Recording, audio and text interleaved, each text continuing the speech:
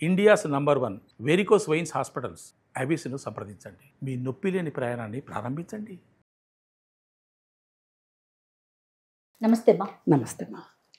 అమ్మ, రీసెంట్గా హర్యానాలో జరిగిన ఇష్యూ గురించి మనందరం మాట్లాడుకుంటూనే ఉన్నాం. అంటే ఎలాంటి పరిస్థితుల్లో ఉన్నామంటే, ఏ విషయం మాట్లాడుకుంటున్నామంటే నిజంగా ఒక సిగ్గుగా అనిపిస్తోంది. ఇలాంటి విషయాలు కూడా డిస్కస్ చేయాల్సి వస్తుంది అనేసి. ఒకప్పుడు మనము మగవారు ఇలా చేస్తుంటే వినేవాళ్ళం, అబ్బాయి ఇక్కడ చేశాడంట, అక్కడ చేశాడంట అని. అంటే నిజంగా ఇదేనేమో కలికాలం అంటే అనిపించేస్తుంది నాకైతే మాత్రం. ఇంత విచిత్రమైన పోకళ్ళు, వింత పోకళ్ళు, క్రూరత్వం. స్త్రీ అనగానే ఒక శాంతి, సహనం, ఇలాంటి వాటికి మనం ఎగ్జాంపుల్ చెప్పుకుంటాం కదా. ఇప్పుడు మనం ఏం ఎగ్జాంపుల్ చెప్పుకోవాలి, దేని గురించి మాట్లాడుకోవాలి? మీకేమనిపిస్తా ఉందమ్మా?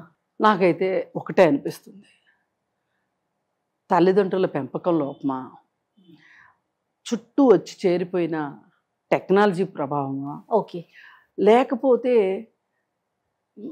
మారిపోతున్న మానసిక పోకడలా, ఇవన్నీ ఉన్నాయి దీంట్లో. ఏ ఒక్కటి తక్కువ లేదు. ఇప్పుడు తల్లిదండ్రులకి పిల్లలు పెంచేప్పుడు, అది అబ్బాయి కానివ్వండి, అమ్మాయి కానివ్వండి, ఏమాత్రం 25 ఏళ్ళు వచ్చే వరకు వాళ్ళ అమ్మాయి మనస్తత్వం ఏంటో వాళ్ళు కనిపెట్టలేకపోయి ఉండుంటారంటారా? ఎందుకు వాళ్ళు జాగ్రత్తలు తీసుకోలేకపోయారు? ఒక హత్య చేసే మనస్తత్వం ఉన్నప్పుడు అది అర్థం కాకుండా ఉంటుంది అంటే నమ్మం. అందుకే నాకు ఏమనిపిస్తుందంటే, ఆ కుటుంబంలోనే ఏదో తేడా ఉంది అనిపించింది ఈ ఘటన వినగానే. ఇప్పుడు ఏ మొండితనమో పెంకితనం అనుకుంటే అది వేరు. ఒక మనిషినే మీరు అన్నట్లు ఎంత క్రూరత్వం కావాలి. మొండితనము పెంకితనము మితిమీరితే జరిగేది ఇదే. దాని పర్యవసానమే. నాకు ఏం కావాలనుకుంటున్నాను, అది ఏం చేసైనా నేను సాధించుకోవాలి అనే ఒక తెంపరితనం ఉంది చూసారా. అది నేను కొంచెం ఎక్కువ బాగుండాలి అనుకోవడం తప్పులేదు, కానీ రెండో వాళ్ళు చచ్చిపోవాలి అనుకోవడం ఎంత అన్యాయం కదా. ఇప్పుడు మీకు నాకు ఏదైనా ఒక విషయం వాటాలు వేయాల్సి వచ్చింది అనుకోండి, నాకు 60 మీకు 40, ఓకే. లేదు నేను కొంచెం బలాఢ్యురాల్ని, నేను కొంచెం తిమ్మిని బమ్మిని చేయగలను అంటే నాకు 70 మీకు 30. అలా కాకుండా 100కి 100% నాకు మీకు 0 అంటే అది ఏంటన్నట్టు. ఇప్పుడు అదే కదా చేసింది అమ్మాయి. 100% అతన్ని చంపేసింది, చంపింది, చంపేయించింది, చంపాలనుకుంది. ఈ మూడిట్లో ఏదైనా తప్పే. నీకు ఇష్టం లేదు, అతన్ని పెళ్లి చేసుకోవడం నీకు ఇష్టం లేదు, ముందు చెప్పొచ్చు. లేదు తరువాత కూడా అడ్జస్ట్ అవుదాము అనుకుని నువ్వు అడ్జస్ట్ అవ్వలేకపోయావు, తర్వాత అయినా చెప్పొచ్చు, నా వల్ల కావట్లేదు, నేను అడ్జస్ట్ కాలేకపోతున్నాను, నాకు ఇంకొక జీవితం కావాలి, నీతో జీవితాన్ని నేను పంచుకుంటానికి ఇష్టంగా లేను అని చెప్పి, కాను నేను విడాకులు తీసేసుకుంటాను, నా జీవితంలో నుంచి మీ జీవితంలో నుంచి నేను వెళ్ళిపోతా, నా జీవితంలో నుంచి మీరు వెళ్ళిపోండి అని మాట్లాడుకోవడం ఏమన్నా తప్ప, నేరమా? చట్టం కూడా చెప్తుందిగా, హాయిగా విడిపోదలుచుకుంటే విడిపోండి అని. అలాంటిది ఈ అమ్మాయి ఆ ఆప్షన్స్ తీసుకోకుండా అన్నీ తనకు అనుకూలమైన ఆప్షన్స్ తీసుకుంది. ఎంత తెలివిగా కదా అమ్మా. తెలివి కాదు ఇది తెలివి కాదు, హత్తి తెలివి, దుర్మార్గపు తెలివి. తెలివితేటలుంటే, నేను ఇందాక మీకు ఒక ఈక్వేషన్ చెప్పా, షేరింగ్. నేను కొంచెం ఏదో ఒక చిన్న మాయమాట చెప్పి ఒకటి చెప్పి 50-50 దాన్ని 60-40, 70-30 చేయగడం చేశామంటే దానికి ఒక అది కూడా కరెక్ట్ కాదు నా ఉద్దేశంలో. ఎంతో కొంత ఆ రెండో మనిషికి పూర్తి అన్యాయం అయితే జరగదు కదా. ఇప్పుడు ఇంత అతి తెలివిగా ఆలోచించిన పిల్ల టెక్నికల్ గా నేను ముందుకెళ్తున్నా, ఫోన్ వాడుతున్నా, లేకపోతే మెసేజెస్ పెడుతున్నా, ఇవి తెలుస్తాయేమో, పోలీసులకి వెళ్తుందేమో, లా అండ్ ఆర్డర్ ఉందేమో అన్న భయం ఎందుకు లేదంటారు? రీజన్ చెప్పమంటారా? ఒక 15-20 ఏళ్ళ నుంచి మన జీవితాల్లో, పిల్లల జీవితాల్లో ముఖ్యంగా వీడియో గేమ్స్ వచ్చేసాయి. వీడియో గేమ్స్లో మీరు గమనించండి, రియల్ లైఫ్లో అలాంటి కార్లు అలాంటివి కనిపించవు మనకి, కానీ గంటల కొద్ది వీడియో గేమ్స్ ఆడితే ఏమవుతుందో తెలుసా అండి, వాళ్ళ బ్రెయిన్ అంతా అలాగే అయిపోతుంది. బయట బాహ్య ప్రపంచం కూడా అంతే స్పీడ్గా ఉన్నట్లు అనిపిస్తుంది. ఇది రీసెర్చ్ చెప్తున్నా నేను. వీళ్ళకి ఏంటి అంటే, ఇది నిజం కాదు అనే ఫీలింగ్లో వాళ్ళు ఉండరు, ఇది భ్రమ అని వాళ్ళు అనుకోకుండా ఆ ఆటలే వాస్తవ జీవితం అనుకుంటారు. అంతే ఫాస్ట్గా పనులు జరగాలనుకుంటారు. ఓకే. ఈ ఫాస్ట్గా పని జరగాలి అనుకునే ఒక ప్రాసెస్లో ఒక్క స్థిమితంగా ఒక క్షణం ఆగుదాము, ఆలోచిద్దాము, మంచి ఏంటి చెడు ఏంటి ఆలోచిద్దాము అంటే ఆ అమ్మాయి ఒక్క క్షణం ఆగి ఉన్నట్లయితే, నేను అతను చంపుతున్నాను బాగానే ఉంది, ఒక్కవేళ నేను పట్టుబడితే ఏంటి పరిస్థితి అనే ఆలోచన కనుక అమ్మాయికి వచ్చున్నట్టయితే ఆమె రెండో ఆప్షన్ తీసుకునేది, విడిపోవాలి, విడాకులు తీసుకోవాలనే ఆప్షన్లోకి వెళ్ళేది. కానీ ఆ అమ్మాయి తన పంతం నెగ్గించుకోవటానికి తల్లిదండ్రుల దగ్గర ఎన్ని రకాల మనస్తత్వాలను చూపించుంటుందో ఆ తల్లిదండ్రులు చెప్పాలి అమ్మాయి గురించి. చాలామంది తల్లిదండ్రులు చెప్పరండి పిల్లల గురించి, అంతా గొప్పలే చెప్తారు.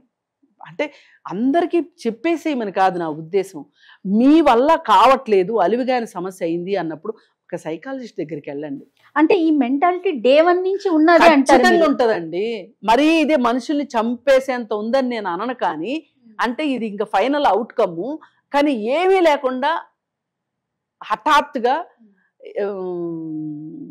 అదేదో అయిపోయినట్లు అప్పటికప్పుడు తీసుకునే నిర్ణయం కాదు. అసలు మనస్తత్వమే అది కాదు. మనం ఇన్వెస్టిగేషన్ లో కూడా వింటా ఉన్నాం కదా వార్తలు, plan A, plan B, plan C, ఇక్కడ కాకపోతే ఇంకొక ప్లేస్ లో, అక్కడ కాకపోతే ఇంకొక ప్లేస్ లో, జనసమ్మర్దం లేని ప్లేస్, ఎవరికి దొరకని ప్లేస్ లో తను దొరకకుండా ఉండటానికి చాలా జాగ్రత్తలు తీసుకుంది. కానీ ఒక టెక్నాలజీ అనేది ఒకటి ఉంది అనేది ఆ అమ్మాయి కనిపెట్టలేకపోయింది. అంటే ఇప్పుడు తన ఇష్టం ముందు, తన కాంక్ష ముందు, తన ఆకాంక్ష ముందు అవి కనిపించలే. ఎంతసేపు ఈ ప్లాను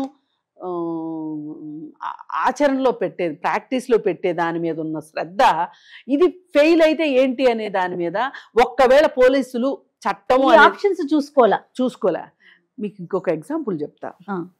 ఆ మధ్య యానిమల్ అని ఒక సినిమా వచ్చింది. అవును, యానిమల్ సినిమాలో హీరో చేసిందే కరెక్ట్, అతను అనుకున్నట్లే జరిగింది. ఎక్కడ పోలీస్ అనేవాడు రాలా, చట్టం రాలా. గమనించారా? అవును. మనుషులు కూడా కొంతమంది ఇలాగే ఆలోచిస్తారు. ఈ బ్యాడ్ ఎగ్జాంపుల్స్ సెట్ చెయ్యొద్దు. పొద్దున్న లేస్తే ఏం చూస్తున్నారండి? ఫోన్ తీస్తే క్రైమ్, ఫోన్ తీస్తే సెక్స్, ఫోన్ తీస్తే మోసాలు. ఫోను ఇలా ఉందా? పోనీ ఓటీటీల్లో మితిమీరిన హింస, రక్తం, రక్తపాతం, అక్రమ సంబంధాలు, అక్రమం అనకూడదు, లాంగ్వేజ్, ఫిల్టీ లాంగ్వేజ్. అసలు ఆ లాంగ్వేజ్ ఇద్దరు మనుషులు మాత్రమే చాలా ఇంటిమేట్గా మాట్లాడుకునే మాటలు 10 మంది ముందు మాట్లాడడం, వీటి ప్రభావం కనిపిస్తుంది ఖచ్చితంగా. అనైతిక సంబంధాలు, వివాహేతర సంబంధాలు, పెళ్లికి ముందు సంబంధాలు, పెళ్లి తర్వాత సంబంధాలు, వయసు తారతమ్యం లేని సంబంధాలు అన్నీ చూపిస్తున్నారు కదా. ఆ మధ్య మన మన మన తెలుగు వాళ్ళు కూడా రానా నాయుడు 1 వచ్చింది, దాని మీద మనం చాలా విపరీతంగా నెగిటివ్గా మాట్లాడాం, చాలా చేసాం, ట్రోలింగ్కి గురైంది. అయినా వాళ్ళు మళ్ళీ 2 తీస్తున్నారు. ఏం ఆశించి తీస్తున్నారండి? మనుషులు ఎక్కడో నిద్రాణంగా లోపల ఉన్న ఒక మనస్తత్వాన్ని బయటికి లాగి సంతోష పెట్టడం కాదు వీళ్ళ ఉద్దేశం. అంటే మనము ఇలాంటి ప్రశ్న వేసినప్పుడు ఎలాంటి సమాధానాలు వస్తున్నాయి అంటే, మీరు చూస్తున్నారు కాబట్టి మేము చేస్తున్నాం, లేదు మనం అంటే మీరు చేస్తున్నారు కాబట్టి చూస్తున్నాం. ఇది అంటారు చూడండి, కోడి ముందా గుడ్డు ముందా అన్న ప్రశ్న ఉత్పన్నమవుతోంది కదా. ఇది మట్టుకు కరెక్ట్ కాదండి. ఎందుకంటున్నానంటే, ఇప్పుడు నాలాంటి వాళ్ళు అలాంటివి తీసినప్పుడు ఎందుకు తీశారు అని ప్రశ్నిస్తున్నాం. కానీ తీయకపోతే ఎవరైనా పలానా కంటెంట్ తోటి తీయండి అని ఎవరన్నా అడిగారా? ఎక్కడన్నా చూసారా మీరు అడిగింది? ఇప్పుడు అశ్లీల పోస్టర్లు చింపేంతగా, సెన్సార్ బోర్డుని బండబూతులు తిట్టేంతగా మీకు అసలు బాధ్యత ఉందా, సామాజిక బాధ్యత ఉందా అని తిడుతున్నాం తప్పితే, ఈ అడల్ట్ కంటెంట్ పెట్టి సినిమాలు తీయండి అని ఎవరన్నా అడుగుతున్నావా? అలాంటి ప్రశ్నలు లేవు కదా అంటారు. అందుకని మీరు తీయకపోతే మిమ్మల్ని ఎవరు అడగరు. ఇప్పుడు ఒక షాప్లో అంటే ఇది జరుగుతున్న అంశాలు కాదంటారా తెర మీద మనకు కనిపించేవి? నేను బయట జరగట్లేదని నేను అనట్లేదండి, జరుగుతున్నాయి. కానీ దాన్ని మీరు ఇంకొంచెం పెంచేలా చేస్తున్నారు కదా. నేను అనేది అది. ఇప్పుడు మనకి డయాబెటీస్ ఉందండి, ఏం చేస్తాం? డయాబెటీస్ ఉంటే డయాబెటీస్ పెరగకుండా మందులు వాడతాం. మందులు వాడతాము, మన లైఫ్ స్టైల్ చేంజ్ చేసుకుంటాం. అంతేగాని చేస్తాను, పోతే పోయాను, ఏమవుద్ది వాళ్ళు చేస్తే రేపటికి 2 అని చెప్పి తినేస్తున్నామా? మందులు తీసుకోకుండా ఉంటున్నామా? లైఫ్ స్టైల్ చేంజ్ చేసుకోకుండా ఉంటున్నామా? ఈ సమస్యలు కూడా ఇట్లాంటివి, డయాబెటీస్ లాంటివి వస్తాయి. ఎవరైనా కోరుకుంటారా డయాబెటీస్ రావాలని? కానీ వచ్చాక ఏం చేస్తారు? దానికి ముందు అనేది వేసుకుంటాం, మందు వేసుకుంటాం, మార్పులు చేసుకుంటాం. ఇప్పుడు వేడి జరగట్లేదా, మేం చేస్తేనే మేమే నేర్పిస్తున్నామా వీళ్ళకి వింటున్నాం. కానీ అర్థం కావాల్సింది ఏంటంటే, ఎక్కడో అహ్మదాబాద్లో జరిగింది హైదరాబాద్లో తెలియాలని లేదు, హైదరాబాద్లో జరిగింది అహ్మదాబాద్లో తెలియాలని లేదు. కానీ ఈ ఓటీటీల్లో వచ్చేస్తున్నందువల్ల ప్రతి ఇంట్లోకి, నట్టింట్లోకి, అరచేతిలోకి వచ్చేస్తుంది. దాన్ని 10 మంది చూస్తున్నారు. అది ప్రాబ్లం. ఇప్పుడు నేను ఓటీటీలను ఎందుకు ఇంతగా ప్రశ్నిస్తున్నానంటే, అసలు సెన్సార్ ఉన్న సినిమాలే అధ్వానంగా వస్తున్నాయి. ఓటీటీలకి సెన్సార్ కూడా లేదు. ఓటీటీలకి సెన్సార్ పెట్టండి అని అడిగితే ఒక సదరు మంత్రి గారు ఏం సెలవిచ్చారంటే, స్వీయ నియంత్రణ ఉండాలి, జడ్జి గారు స్వీయ నియంత్రణ ఉండాలి అన్నారు. ఆ స్వీయ నియంత్రణ ఎవరికి ఉండాలో కూడా చెప్పలే. అంటే చూసే వాళ్ళకు ఉండాలా స్వీయ నియంత్రణ, తీసే వాళ్ళకు ఉండాలా? ఇప్పుడు ఒకప్పుడు మనం సినిమాకి వెళ్తేనే అశ్లీలం చూసేవాళ్ళం. ఇప్పుడు ఇంట్లోకే వచ్చేసింది, డిష్లు గిష్లు అన్నీ వచ్చేసేసి ఏ ఛానల్కి వెళ్తే ఆ సినిమాలన్నీ వచ్చేస్తున్నాయి. ఇప్పుడు మామూలుగా అంతకుముందు ఏంటి, మైనర్లని సినిమాకి తీసుకురావద్దు అని చెప్పి ఆ యూ సర్టిఫికెట్ ఏదో ఉంటే టిక్కెట్లు అమ్మేవాళ్ళు కాదు. టిక్కెట్ ఒక్కడ పొరపాటున కొన్నా థియేటర్ లోపలికి రానిచ్చేవాళ్ళు కాదు వాళ్ళని. ఇప్పుడు ఈ ఓటీటీలు వచ్చేసాక ఆ రూల్ బ్రేక్ అయిపోయింది. మీరు గమనించండి, అది ఇంట్లోనే చూసేస్తున్నారు కదా. వీటి ప్రభావం బాగా ఉంది అంటారు. వీటి ప్రభావం ఇవాళ నేర మనస్తత్వం, నేర స్వభావం పెరగటానికి వీటి పాత్ర ఇవి పోషిస్తున్నాయి. సోనాలి మనస్తత్వం అంటే మీరు ఏం చెప్తారమ్మా? క్రూయల్ మెంటాలిటీతోనే పెరిగింది అంటారా? ఖచ్చితంగా. ఒక్క రాత్రికి రాత్రి పుట్టుకొచ్చే మనస్తత్వం కాదు ఇది. చిన్నప్పటి నుంచి అధికంగా ముద్దు చేయడము, డబ్బుంది కదా అని చెప్పి డబ్బులో పెంచటము, ఆడింది ఆట పాడింది పాట చెయ్యడము, ఇవన్నీ చేసేసేసి, అంటే వేసుకుంటానన్న బట్టలు వేసుకొని ఇచ్చి, తింటానని తిని, చదువుతానని చదువు అన్నీ చేయనిచ్చేసేసి పెళ్లి దగ్గరకు వచ్చేసరికి మాకిష్టమైన అబ్బాయినే చేసుకోవాలి అంటారు. అక్కడ వస్తుంది తేడా. ఇక్కడ ఈ అమ్మాయి ఫ్యాక్టరీలో పనిచేసే అబ్బాయిని ఇష్టపడింది. అలా ఇష్టపడటం కూడా ఒక విపరీతమే నన్ను అడిగితే. ఆవిడ మనిషి కాదా అంటారు సింపుల్గా. కానీ సేమ్ కులస్తుల్లోనే ఇవాళ మనస్తత్వాలు కుదరట్లే. అవును, ఒకే కమ్యూనిటీలోనే పసగట్లేదు. ఇప్పుడు బాగా ప్రేమించేసుకుని డబ్బులు లేని అబ్బాయిని చేసుకుని పెళ్ళైన 1 రోజులకో 2 నెలలకో వాడికి డబ్బులు లేవు అని చెప్పి నేను ఇక్కడ అడ్జస్ట్ కాలేకపోతున్నాను అని పుట్టింటికి వస్తున్న అమ్మాయిలు బోల్డ్ మంది ఉన్నారు ఇవాళ. అలాంటప్పుడు అతనితోటి ఎట్లా నీకు సర్వైవ్ కాగలుగుతావు? మీ ఇద్దరికి అసలు ఎట్లా మ్యాచ్ అవుతుంది? అందుకని అలా ఎంచుకోవటంలోనే ఆ అమ్మాయి మనస్తత్వ లోపం ఉందని నేను అంటాను. అంటే హెచ్చు తగ్గులు కూడా ఒక కారణం అంటారు. హెచ్చు తగ్గులు ఒక కారణం అనట్లా, అసలు ఆ అబ్బాయిని ఎంచుకోవడం ఉంది చూసారా, అదే అమ్మాయి మనస్తత్వ లోపం అంటాను నేను. అంటే డబ్బులున్న అబ్బాయి డబ్బులు లేని అబ్బాయిని చేసుకోవటం తప్పని నేను దీనికి వెళ్ళట్లా. తనకంటే 5 సంవత్సరాలు చిన్నవాడు, తనకంటే చదువు లేనివాడు, తనకంటే తను ఈ రోజు బతుకుతున్న లైఫ్ స్టైల్కి సంబంధం లేని లైఫ్ స్టైల్ ఉంటుంది రేపటి నుంచి. ఇప్పుడు ఇంట్లో వాళ్ళు, నువ్వు వాడిని చేసుకుంటున్నావు కదా, నువ్వు మా ఇంటికి తిరిగి రావడానికి వీల్లేదు, ఆస్తుల్లో వాటాలు ఇవ్వము అని చెప్పి ఇంట్లోంచి గంటేశారనుకోండి. ఇప్పుడు ఒక సినిమాలో ఒక డైలాగ్ ఉంది, నా కూతురు ఒక రోజు మేకప్ అంత లేదు నీ జీతం అంటాడు ఒక తండ్రి. ఆ విధంగా ఇప్పుడు ఆ అబ్బాయి పరిస్థితి కూడా అదే కదా. వాళ్ళ ఫ్యాక్టరీలో పనిచేస్తాడంటే ఆ అబ్బాయిని చూస్తే నెలకు 2 లక్షలు సంపాదించే మేనేజర్ టైప్ అయితే కాదు, అతను ఒక వర్కరు. ఆ వర్కర్ని పెళ్లి చేసుకుందాము అనే ఊహలో ఈ అమ్మాయి, అంటే మిగతా ఏమీ ఆ అమ్మాయికి కనిపించట్లా, కేవలం అమ్మాయికి కనిపిస్తుంది ఏంటి, అతనితో ప్రేమ అంతే. అతన్ని నేను ఇష్టపడ్డాను కాబట్టి ఆ అబ్బాయి నాకు కావాలి, ఆ అబ్బాయిని కావాలి అంటే ఇంట్లో వాళ్ళు వద్దన్నారు కాబట్టి ఇంట్లో వాళ్ళు ఏం చేస్తామని బెదిరించారో, ఏం చేశారో, లేదా వాణ్ణి చంపేస్తామన్నారో, అక్కడ ఏం జరిగిందో ఏం జరిగిందో. కాకపోతే ఇతనితో ప్రీ వెడ్డింగ్ షూట్ కూడా చేసుకుందంట. అన్నీ చేస్తారమ్మా, వీళ్ళు అన్నీ చేస్తారు. ఇక్కడ ఇంకొకటి కూడా చెప్తాను మీకు. నేను మామూలుగా నన్ను అందరూ స్త్రీ పక్షపాతి అంటారు, నిజం కూడా అది. కానీ కొన్ని సందర్భాల్లో కొంతమంది ఆడపిల్లల మనస్తత్వాన్ని చెప్పక తప్పదు. ఏం చేస్తారంటే, సరే అబ్బాయిని ఇష్టపడ్డాము, ఇంట్లో వాళ్ళు ఒప్పుకోవట్లేదు, ఈ పెళ్లి చేస్తామంటున్నారు, ఈ అబ్బాయితోటి నేను ఇష్టపడ్డానా, సంతోషంగా ఉన్నానా, ఓకే లాగిచ్చేద్దాం బండి, కాదా విడాకులు తీసుకుందాం అనుకుంటారు. కానీ చంపాలని అనుకుంటారని నేను అనుకోను. సేమ్ నా దగ్గరికి ఇలాంటి కేసు వచ్చింది. ఆ అమ్మాయి చక్కగా ఇంట్లో వాళ్ళు ఒక అబ్బాయిని పెళ్లి చేసుకుంటానంది, ఒప్పుకోలే. ఏదో కులంతో వేరేనో మతం ఏదో మొత్తానికి ఒప్పుకోలే. వాళ్ళు ఒప్పుకోకపోతే వేరే అబ్బాయిని పెళ్లి చేసుకుంది. ఆ అబ్బాయి కూడా ప్రీ వెడ్డింగ్ షూట్స్, హనీమూన్లు అన్నీ బాగా జరిగినాయి. ఒక నెల రోజులు బ్రహ్మాండంగా ఉన్నారు. ఆ అబ్బాయి కూడా అసలు నేను కావాలనుకున్న వైఫ్ దొరికింది నాకు, అబ్బో నా లైఫ్ చాలా బాగుందని అతను కూడా ఎగిరి గంతేసినంత పని చేశాడు. ఆల్ ఆఫ్ ఏ సడన్ ఈ అమ్మాయికి ఏమైందో తెలియదు, అతనితో సహకరించడం మానేసింది. ఇతను నాకు వద్దు అనడం మొదలెట్టి చివరికి నాన్ కోఆపరేషన్ తోటి ఎంతమంది చెప్పినా వినుకోకుండా చివరికి విడాకుల వరకు వ్యవహారం తీసుకెళ్ళింది.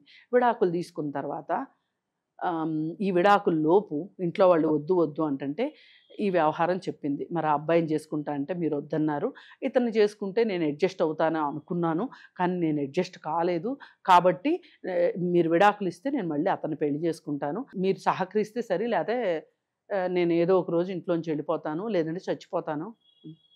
చచ్చినట్టు విడాకులు తీసుకుని ఆ విడాకులు అయిపోయిన నెల రోజుల తర్వాత అబ్బాయికి ఇచ్చి పెళ్లి చేశారు. ఇప్పుడు అమ్మాయి బ్రహ్మాండంగా ఉంది.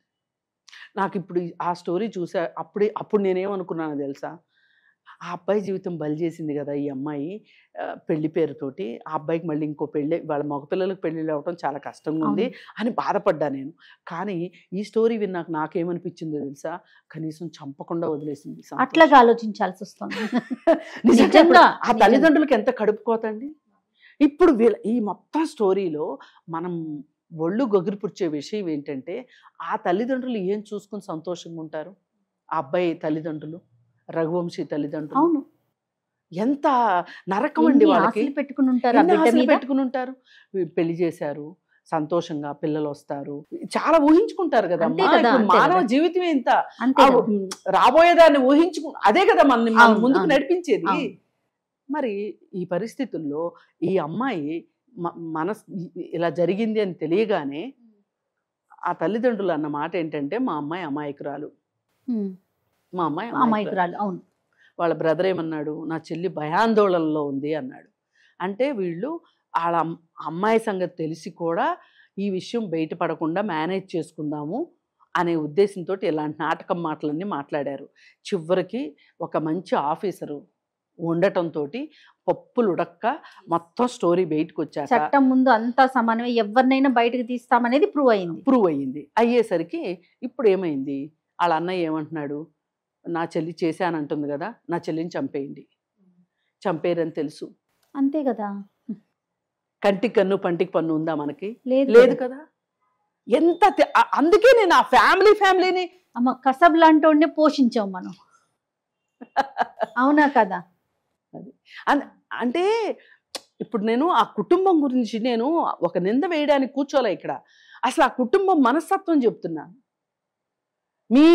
ఈ పెళ్లి జరగడానికి ముందు ఎన్ని మెలో డ్రామాలు మీ ఇంట్లో జరిగినాయో మీరు బయట పెడితే దీనికి కారణం ఏంటో పూర్తిగా బయటకు వస్తుంది. మనం ఆ పిల్ల సోనం ఒక్కటే మనకు కనిపిస్తుంది కానీ ఈ కుటుంబం ఇప్పుడు మీ అమ్మాయి మనస్తత్వం ఇది అని మీకు అర్థమైన తర్వాత ఓ 2 సంవత్సరాలు పెళ్లి పోస్ట్ పోన్ చేయండి, ఏమైంది, ఇంకొకటి జీవితం నాశనం చేయడం ఎందుకు? అందరూ కలిసి చేశారు కదా.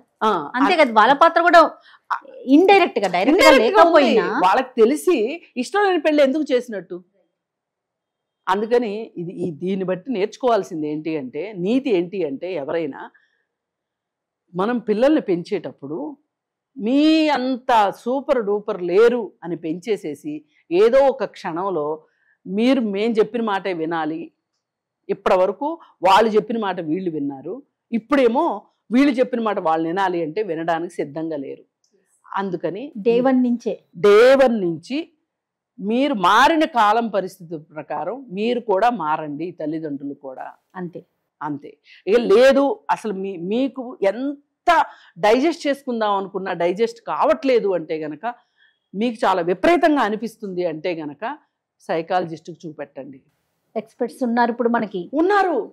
ఎస్. ఇప్పుడు డైమండ్ నగలేసుకోవడం తెలిసింది, పట్టు చీరలు కట్టుకోవడం తెలిసింది, ప్రీ వెడ్డింగ్ షూట్స్ చేసుకోవడం తెలిసింది.